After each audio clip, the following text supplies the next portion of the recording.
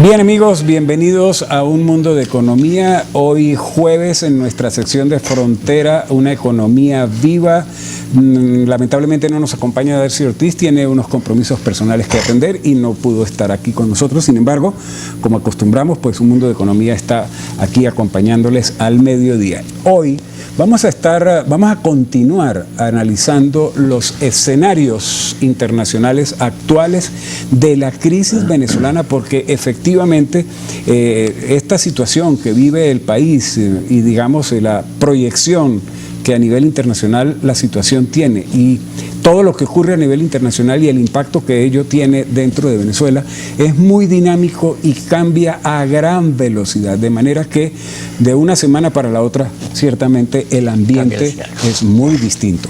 Para ello, para poder hablar con propiedad del tema, nos acompaña hoy como invitado el internacionalista Isidro Pérez, quien es profesor universitario y ciertamente pues una de las personas a quien recurrimos permanentemente para poder analizar los temas internacionales. Isidro, bienvenido, es un placer nuevamente tenerte aquí con nosotros, para nuestra audiencia. Gracias, Miguel, muy amable. Correcto. Isidro, a ver, hablar de la crisis venezolana y sus escenarios, ¿no? Cómo se mueven los escenarios. Ciertamente en los últimos meses y particularmente en las últimas semanas se ha dejado traslucir, se ha dejado ver con claridad que Venezuela se está convirtiendo de alguna forma en una pieza clave, importante en el juego del ajedrez geopolítico y geoeconómico internacional. Y si se quiere, y así lo califican muchos analistas, se convirtió como una especie de la manzana de la discordia entre las grandes superpotencias para la situación, ¿no? Hay un conflicto evidente, notorio, entre Rusia y Estados Unidos por una cuestión de, digamos, de influencia y de presencia en Venezuela y desde Venezuela en el contexto del hemisferio. Y esta situación parece haber sido impulsada por el accionar del régimen venezolano en las últimas 2 décadas, acercándose, digamos, a esos intereses que no son naturales, tanto económicos como políticos, que no son naturales del hemisferio occidental. Tú como analista, como internacionalista, ¿qué intuyes, qué ves de todo esto? ¿Qué puedes, digamos, especificar?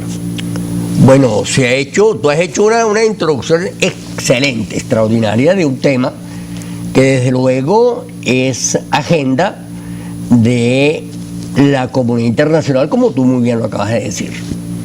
Desde luego que si revisamos el comportamiento de la historia diplomática de los últimos días, Venezuela es en realidad, dentro de lo que tú llamas el cuadro del ajedrez internacional, de la sociedad internacional, un punto neurálgico de ese análisis permanente.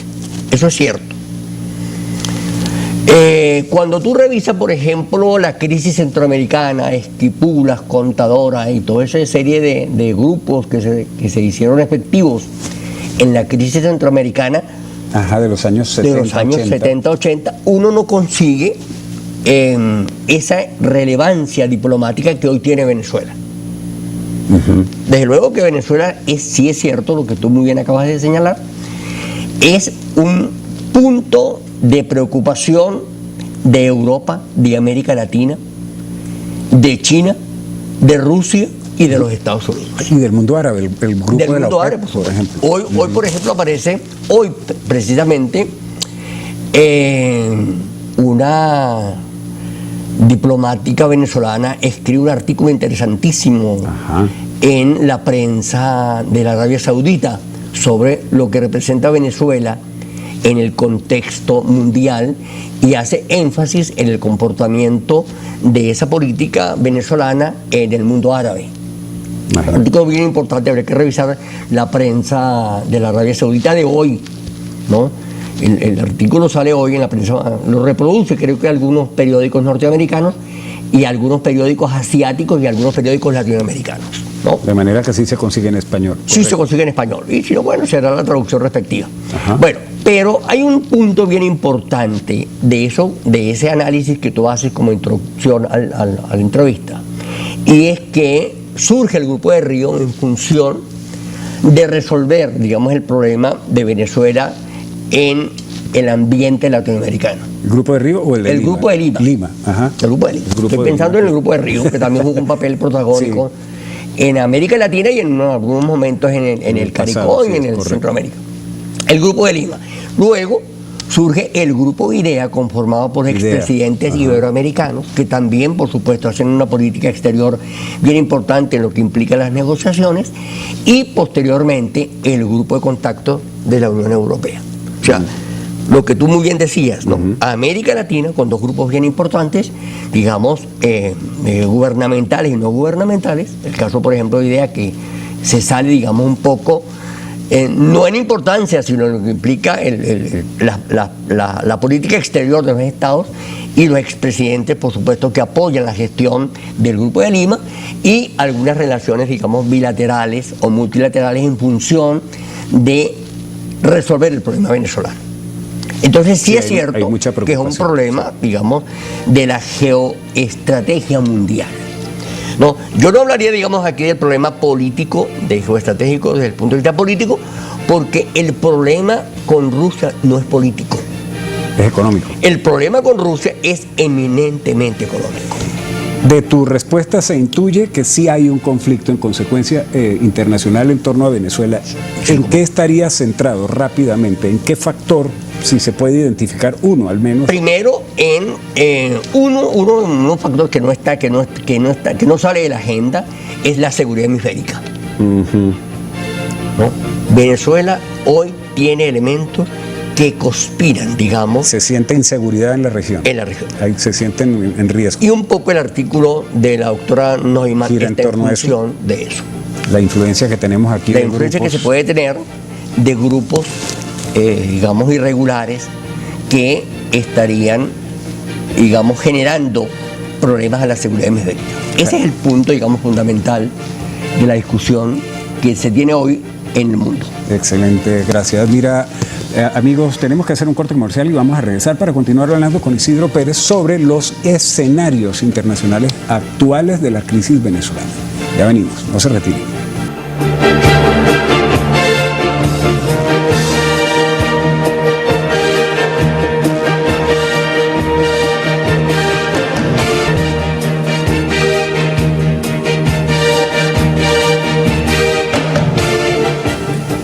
Bien amigos, continuamos con más de Un Mundo de Economía en este mediodía de jueves en nuestra sección de La Frontera, una economía viva, en donde evidentemente abordamos el tema los jueves desde el ángulo internacional, binacional y fronterizo. Hoy estamos hablando con el internacionalista Isidro Pérez sobre los escenarios internacionales que se le presentan hoy, actual, a la crisis de Venezuela, en función de que todo este ámbito internacional y la propia crisis venezolana pues son muy dinámicas y cambian permanentemente, como pudieron ustedes apreciar en el segmento anterior. Isidro, tú como internacionalista y a raíz de los hechos que se están viviendo en un país como el nuestro, que está en ruinas y para muchos hoy sin recursos propios ni capacidades propias para superar la crisis, o sea, traducido, requerimos apoyo activo, directo, internacional para poder salir. ¿Qué escenarios factibles se le presentan a Venezuela para salir de este caos integral, porque el caos está en todo que estamos viviendo? Bueno, el punto más importante es que salga el régimen del poder. Esa es la piedra de tranca. Así lo ve el mundo. Así lo ve el mundo. Es decir, cualquier agenda que tú revises va por ahí. La solicitud del Grupo de Lima, del Grupo IDEA, de la política exterior norteamericana, del Grupo de Contacto, esa es, digamos, la agenda. Sí, la Unión Europea, etc. El reconocimiento del presidente interino de 60 y más países va en función de lo que se habla de la usurpación del poder. Luego, el Banco Interamericano de Desarrollo, con su representante Ricardo Hausmann, ha ofrecido al mundo financiar en el corto, mediano y largo plazo el desarrollo de Venezuela. Segundo, el Banco Mundial y el Fondo Monetario están, digamos, en ese mismo objetivo, en esa misma meta. Y en lo inmediato el gobierno debería resolver la ley de inversiones. Y para ello, en estos momentos, se está tratando de firmar un acuerdo internacional, un tratado en Ginebra. La Organización Mundial del Comercio está apoyando esto para garantizar a las inversiones extranjeras la seguridad internacional. Internacional. Por encima de... Por encima, digamos, de la política interna, para garantizar las inversiones en Venezuela. Oye, qué interesante. O sea, sí, se está trabajando en seguridad supranacional. La supranacionalidad de las inversiones.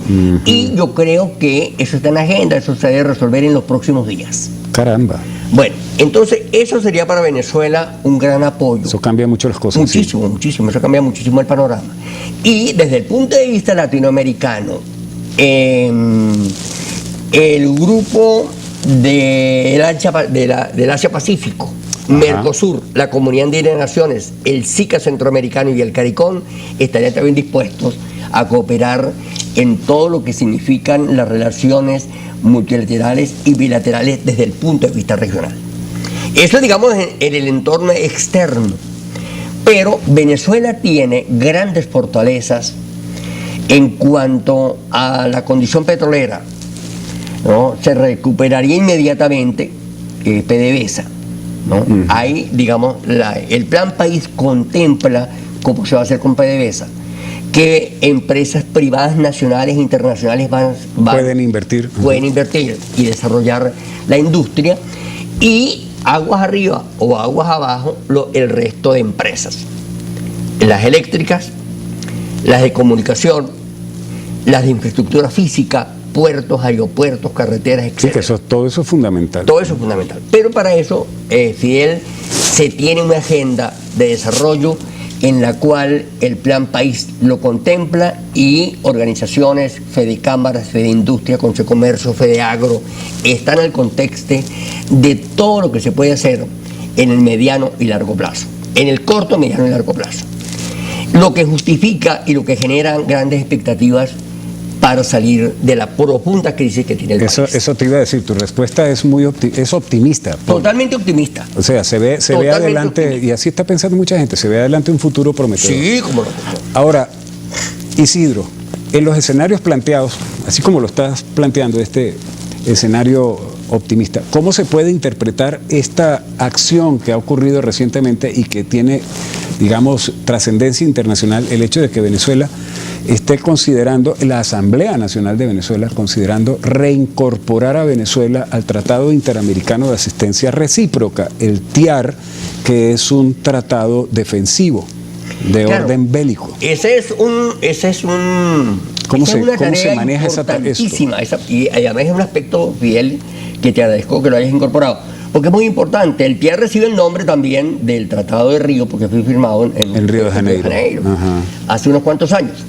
Y no solo contempla, Fidel, el cuerpo del tratado no solo contempla la presencia militar, sino que contempla la figura de la ayuda humanitaria. Es por ahí. Es por ahí, ¿no? Es decir, no es una cuestión bélica. Es para reforzar. No como se ha querido ver en los últimos días o en las últimas horas. Es ayuda humanitaria. Esos son los temores que se alimentan. No, es ayuda humanitaria. Lo que pasa es que la ayuda humanitaria necesita hoy vigilancia, ¿no? Prestancia de Naciones Unidas, prestancia de OEA y prestancia de algunos organismos no gubernamentales a nivel internacional que garanticen que eso sea efectivo, eficaz y eficiente, como lo demanda la población en momentos tan cruciales como lo que se está viviendo en el país en estos momentos. Sí, no, y para evitar quizás lo que ha ocurrido en otros países del mundo cuando hay ayuda humanitaria que se desvía, entonces caen las mafias, el tráfico de cosas. A mí me parece que ir por el Tratado de Asistencia Interamericano de Asistencia Recíproca es fundamental, porque eso garantiza la presencia de una ayuda humanitaria que requiere la sociedad venezolana en momentos, repito, cruciales. Sí, ¿no? y le da como, digamos, más participación también en el ámbito internacional, que es de donde viene la ayuda. Exactamente. Caramba. Amigos, tenemos que hacer nuevamente un corte comercial. El tiempo en televisión es así. Yo sé que ustedes quieren más información y la van a tener, porque nos retiramos por unos segundos y regresamos con Isidro Pérez para continuar hablando de los escenarios internacionales de la crisis venezolana. Ya venimos.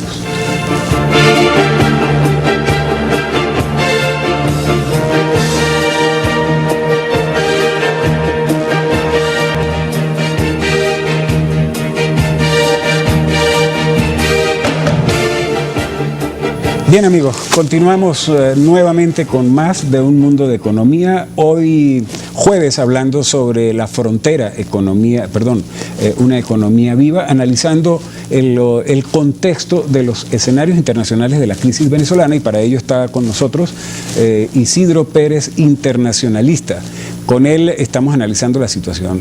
Isidro, de todo lo que venimos conversando de los escenarios, queda, digamos, en el aire la pregunta obvia en vista de todo lo que está sucediendo, del impacto internacional que tiene la crisis, de la forma también como el mundo se está moviendo en torno a toda esta situación que para muchos países es considerado un problema que tiene que ser superado, sobre todo desde el punto de, como hablábamos, desde el punto de vista de seguridad y del tema humanitario y el impacto económico que esto tiene para los países, ¿no? que reciben la diáspora venezolana. ¿Qué podemos intuir? ¿Hacia dónde va hoy? ¿Cómo se puede proyectar? ¿Qué ves tú? ¿Hacia dónde va la crisis venezolana en este momento? ¿Estaríamos cerca de un desenlace? Por lo menos en las últimas horas se avisora una solución al conflicto venezolano. Por supuesto que hay acciones internas en el gobierno, en el régimen, que pudiesen garantizar la permanencia de unos días más en el poder. Lo que está sucediendo hoy con la Asamblea Nacional y algunos diputados, eso explica lo que yo acabo de decir. Pero hay una crisis en el país y el régimen no sabe que es insostenible. Problema de pobreza que se agudiza en los hospitales, en los servicios públicos, y se agudiza en la materia financiera. Sí, el gobierno ha cambiado la política monetaria, la política cambiaria, perdón. Sí. Pero esta semana. Y hemos consultado el comportamiento en algunos bancos, de algunos clientes que pudiesen, digamos, tener acceso a las mesas de dinero, y eso ha sido imposible. Porque además, como lo han dicho algunos expertos, el control de cambio no se desmonta, porque los bancos deben responder al Banco Central al caer de la tarde. Sí, hay una regulación evidente. Lo que implica que hay una regulación evidente. Y los inversionistas temen, y digamos los actores privados temen a esa solicitud. Entonces la crisis financiera no se resuelve y es totalmente insostenible. Luego a eso se le puede sumar que Venezuela permanece en default, lo que también agudiza, digamos, la incapacidad de pago, de deuda. Correcto. ¿No? Y ahí está Rusia. Porque a Rusia se le deben 17 mil millones de dólares, que para Rusia es mucho dinero. Y creo que, si yo no manejo el término, pero pareciera ser que es una deuda de mediano plazo, ¿no? De largo plazo. Claro, es de mediano plazo, es cierto. Pues tiene inminencia encima. ¿No? Y la preocupación de Putin y de su gobierno es recuperar esa deuda, porque Rusia necesita ese dinero, que no es el caso chino. Xi Jinping tiene capacidad de maniobra en una China totalmente capitalista, más no Putin. Y con unas enormes reservas internacionales, exacto, pero Rusia no está en esa condición. Rusia tiene unas condiciones tan precarias como cualquier país de capitalismo emergente, ¿no? El capitalista ahí es Putin, no el país. Entonces eso hace que el gobierno ruso se preocupe por la recuperación de la deuda. La semana pasada, el presidente de los Estados Unidos, ¿no?, Trump, le decía a Putin: nosotros nos comprometemos con el pago de la deuda. Entonces... Y eso evidentemente hace cambiar el panorama. Claro, por eso que Putin está, digamos, tratando de maniobrar un cambio en su política exterior con respecto a Venezuela. Y lo van a hacer. Pareciera que hay informaciones por allí de que el régimen, el gobierno ruso, está retirando apoyo. ¿No? Por la garantía que le está dando el gobierno norteamericano de la deuda comprometida de Venezuela con Rusia. Bueno, inminente entonces que va a haber cambios. Inminentemente que hay cambios. Si nos venimos a nuestro ámbito aquí regional fronterizo, dentro de esos cambios que puedan producirse, ¿qué avisoras tú? ¿Cuál es la frontera que nosotros tendremos que reconstruir? ¿Cómo sería esa frontera? Después de todo esto, antinatural que estamos viendo. Reconstruir la frontera nos va a llevar unos días, Fidel, porque la frontera está en estos momentos pasando por una crisis que la historia no registra en ninguna de sus páginas. Una situación demasiado complicada. Perdón. Pero, sin embargo, hay, digamos, ánimo en la comunidad andina, y lo conversábamos con algunos profesores que están conectados a la Secretaría de la Comunidad Andina en días recientes. Y hay en el ánimo de recuperar la integración binacional. Eso es clave, porque esa responde a la naturaleza, claro, de la frontera. Además, la balanza comercial nuestra era de 8 millones de dólares con respecto, 8 mil millones de dólares con respecto a Colombia, solamente Colombia. Entonces, sí hay en la comunidad andina, en la Secretaría de la Comunidad Andina, digamos, deseos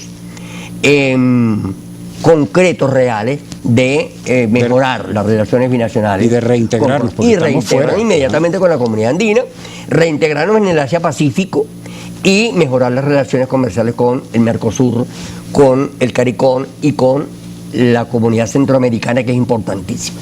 Mejorar PDVSA, no, porque somos, digamos, seguimos siendo un país productor de petróleo, exportador de petróleo, y los derivados, que son importantísimos. Entonces, yo creo que el país continúa con ánimos, con voluntad de mejorar todas sus condiciones económicas, políticas y sociales, culturales y tecnológicas, de las cuales estamos, por supuesto, con 20 años de atraso, que no son 20, que pueden ser 60, pero que tenemos, pueden ser 60 años, pero que tenemos, digamos, un talento humano que está en el exterior, que vendría, digamos, a desarrollar sus talentos en Venezuela. Y por supuesto que tendríamos el financiamiento y la cooperación internacional enfocada en el desarrollo económico de Venezuela, en una democracia mucho más floreciente, mucho más creciente y mucho más transparente que la registrada en décadas anteriores.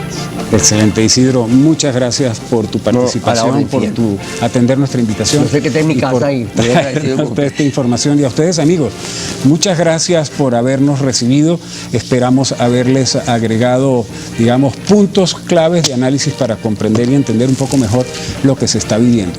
Les invitamos cordialmente a que sigan con nosotros todos los mediodías en su horario, acá por la televisora regional del Táchira. Y no olvidemos que hoy más que nunca la economía como principio y conocimiento adquiere mayor relevancia en nuestras vidas cotidianas. Por eso es que es importante y necesario estar informados y manejar términos, porque nos permite un mejor desenvolvimiento personal, familiar, profesional y obviamente empresarial. Tengan todos un buen provecho. Saludos cordiales.